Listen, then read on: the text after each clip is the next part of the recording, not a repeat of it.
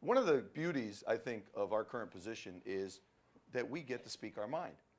As a judge, you're always taught to hold it in. You're always taught, you know, there's the recusal coming if you start expressing opinions, and it weighs on you like a rock. And to be able to tell people what you think of what they did is very liberating.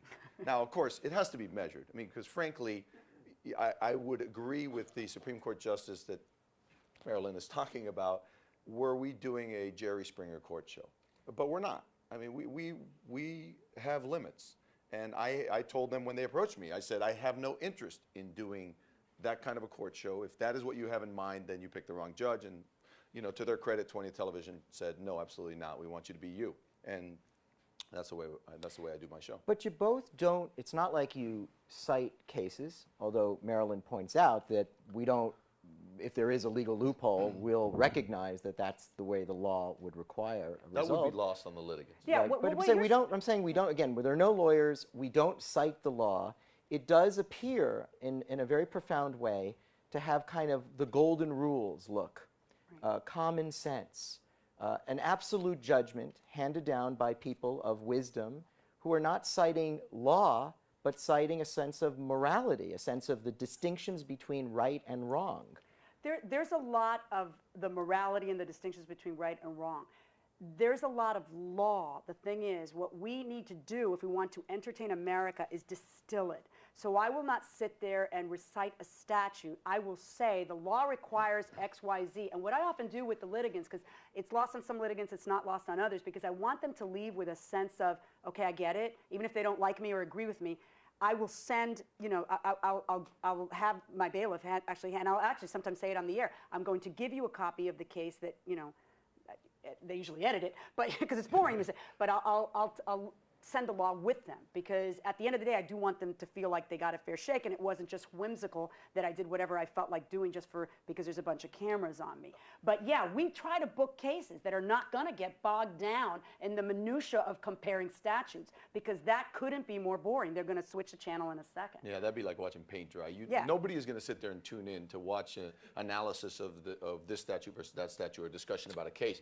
But I do it a little different. I don't give them the case law. I don't give them a statute or anything like that. But what I do is I'll explain to them. I'll say, you know what, if you were in Texas, you'd be right, because the law in Texas is this. But you're in Illinois, and in Illinois, this is what the law is. And I explain to them why I'm ruling, so they don't think I'm shooting from the hip. Mm-hmm. Frankly, there are others out there who do shoot from the hip. And what I mean by that is they will rule on a general principle of fairness. There's no understanding of what the law is in New York or in California or Florida or Illinois as it applies to this litigant's case. They just say, what do I think is fair? And there's nothing wrong with doing it that way. It actually would make my job a lot easier if I did it that way.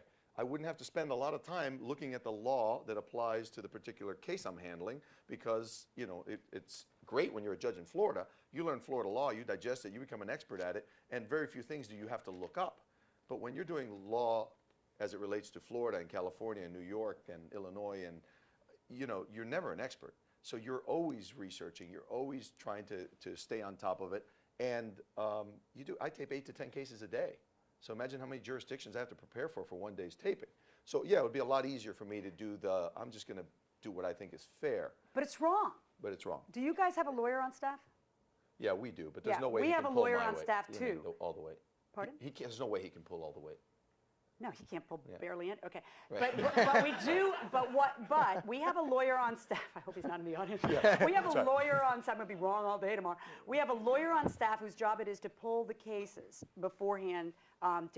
For example, if I have a dog bite case from a particular jurisdiction, I must know the dog bite law of that, not just that state, not just but from the county that the person lives in, for the city the person lives in. I need to know that kind of stuff. I have construction cases that have to do with zoning. I have to know that. So we actually, we pull that stuff, and then what I do is I spend an awful lot of time digesting this beforehand, so that when I go out, I'm not sitting there reading the law and explaining the law and comparing the law, because they're going to switch the channel. So when I go out there, I have distilled all this into, that's not what's required in your county, because I've just into something that the average Joe can relate to and not be bored by. And by the way, you have to have a bigger understanding.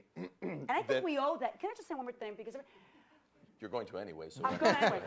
Seriously, because I'm really, really proud of the way that we do it on People's Court. I love the guy who created this whole genre, the guy who created my show, Stu Bill. He is so enamored of the law that he has made it his life's work to make sure that we are true to form. And what happens on our shows is that the producers who are working on it sometimes will have a tendency to want to overproduce things. And I'm not talking about capping a tooth. I'm talking about things like, well, do you have the measurements of the thing? Did you take a picture of the thing? Did you go out and get a cup? You know, and then all of a sudden what that does, you know, because they want it to be interesting and they want there to be but what are you doing? You're like prompting this litigant. And we've actually just had a meeting about, no, watch out. Resist the temptation.